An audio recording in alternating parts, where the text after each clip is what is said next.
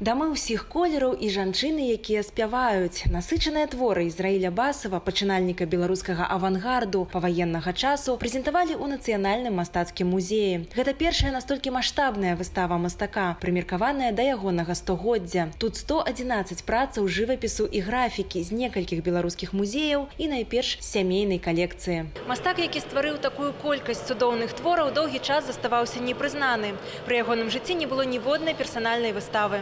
Экспрэсіўны жывапіс Ізраіля Басова быў незразумелы савецкім цэнзарам. Таму ў самы плённы перыяд цягам 20 гадоў мастаку не дазвалялі выстаўляцца ў Беларусі. Не вытрымаўшы гэтага, ў 78 годзе ён нават піша ліст у Міністэрства культуры. Але сітуацыя не мяняецца. Пры гэтым мастак захоўвае унікальнае бачанне і сімвалізм працаў, на якіх зазвычай адзін галоўны элемент – блочны дом у мностве паўтораў. Дом як храм, як цэнтр сусвету. Здаецца, што і сам мастак узводзіць вакол сябе сцены. Никакие внешние неблагоприятные обстоятельства. Великая Отечественная война.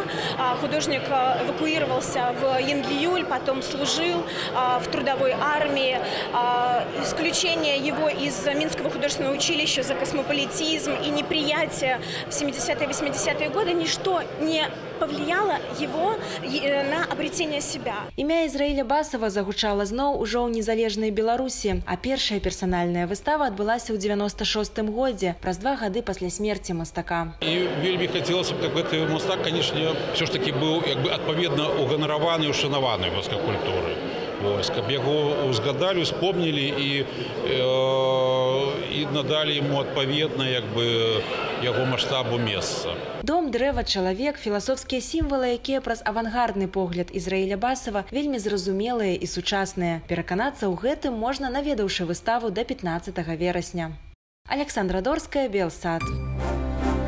Вядомая з 17 стагоддзя Неглюбка ў Веткаўскім раёне Гомельшчыны ўжо ў 19 стагоддзі стала знакамітым цэнтрам мастацкага ткацтва. У 21 стагоддзі слава ткачоў з Неглюбкі не паменела. Так, у 2016 годзе традыцыя неглюбскага ткацтва была прызнаная нацыянальнай гісторыка-матэрыяльнай каштоўнасцю. А сёлета штогадовае свята неглюбскага ткацтва Кросенцы узбагаціў летнік з навукай няпростага рамяства. Сустрэчы з мясцовымі жанчынамі, это лекцыі, которые будуць адбывацца, выставы, некія галасавыя гімнасткі, звязаныя з развучваннем неглюбскіх спеваў.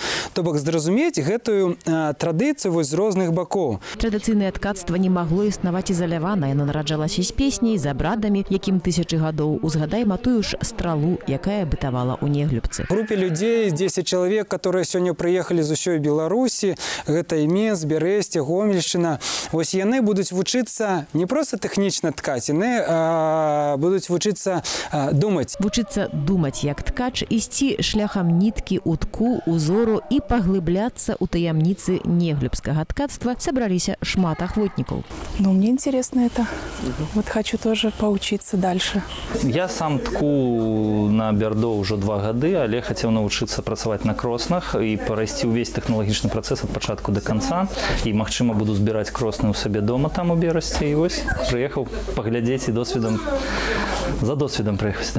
У праграме азы, то бок запраўка станка, ткацтва ходніку як абярэгу, навука ткацтва бранай тэхнікі двухбаковая і аднабаковай перабор ці закладанне, дзе могуць ужо кветнець разнастайныя узоры, асабліва на ручніках. Пачынаючы ад 70-х гадоў на неглюбскіх ручніках з'явіліся паліхромныя узоры, а сплочаць колеры – гэта сапраўднае мастацтва, якому вучыцца трэба. Тым болей, што гаворка не пра кавалак тканіны, а пра абярэг ці накутнік-набожнік. Неглюбскія ручнікі трапляюць на выставы ў свет, былі ў Японіі, Бельгіі, Францыі, Канадзе і Злучаных Штатах.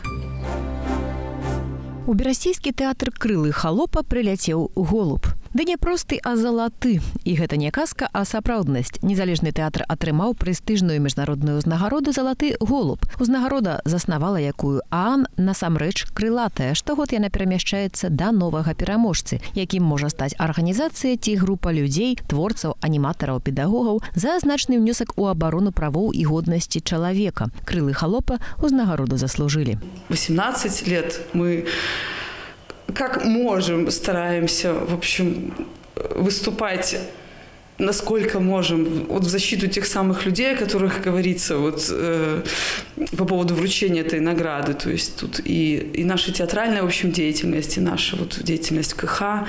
Вот. И я думаю, что за это... Усяго па свеце вандруе 30 залатых галубоў. Беларускі ж тэатр намінаваў тэатральны калектыў з Польшчы «Вегайты», а пазмагаліся крылы з больш чым 10 номинантами. Как по мне, это очень важная такая вещь, что именно, и которые им всегда имели какие-то проблемы, и там и запреты спектаклей, и тут, в общем-то, такая высокая награда, мне кажется, это очень круто. Тэатр «Крылы Халопа» з дня заснавання ў 2001 годзе актыўна рэагуе на падзеі палітычнага і сацыяльнага характару. Напрыклад, водгук на ваенныя падзеі ў Іраку ці спектакль на базе уласных экспедыцыяў «Чарнобыль». У рэпертуары некалькі вулічных спектакляў, у біяграфіі шмат гастроляў, супольных праектаў і творча-сацыяльных акцый. У 2014 годзе на базе тэатру паўстала прастора «Крылы Халопа», якая значна разнастаяла культурную палітру Берасці. Уладальнікам «Залатога голуба» да «Крылаў Халопа» былі між іншых Лех Валенса і Далай Лама.